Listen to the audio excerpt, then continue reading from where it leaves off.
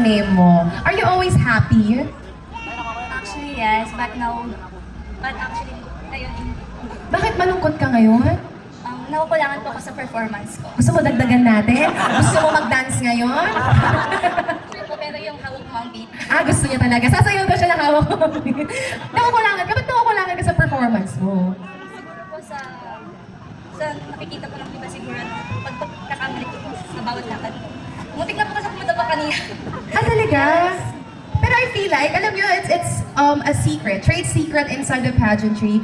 Ikaw lang kasi and yung trainer mo ang nakakaalam ng routine mo on stage. So whenever you do a mistake here on stage, usually hindi alam siya ng tao unless you make it obvious. So just like now, hindi naman namin alam na nagkamali ka on stage, but I feel like you're just overthinking it. So shake it off your head. Alisin mo siya sa utak mo and just tell yourself na, well, you did your best, you did great tonight. Para hindi mo, hala, umiyak siya. Umiyak siya. Wala, lagot ako. Umiyak siya. Lagot ako sa barangay niya. Wala, umiyak siya. Gusto mo po muna tayo. Comfort lang kita. Hinga ka lang malalim, kaya yan. Tsaka okay lang yan, i-release mo yung emotion para hindi ka ma-overwhelm. Pero totoo yun minsan di talaga alam ng tao na nagkamali ka on stage. Kaya wag mong i-overthink. Ako nga nag-airtime mo.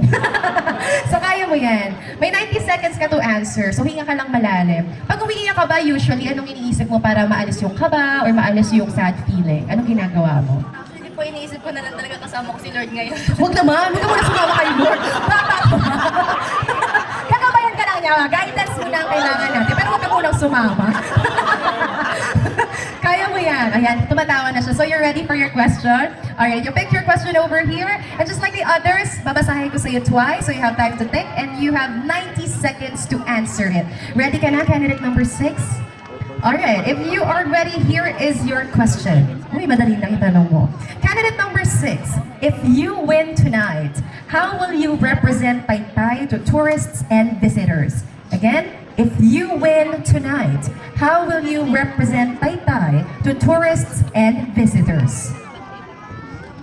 Thank you for that wonderful question. If I win tonight, ang i-represent ko dito sa mga visitors na nandito sa atin ngayon ay kung gaano kaganda ang ating Taytay. Tulad na lamang po na kinakatayuan natin ngayon, ang Port Santa Isabel. Isa sa dinadayo dahil sa ganda ng ating unang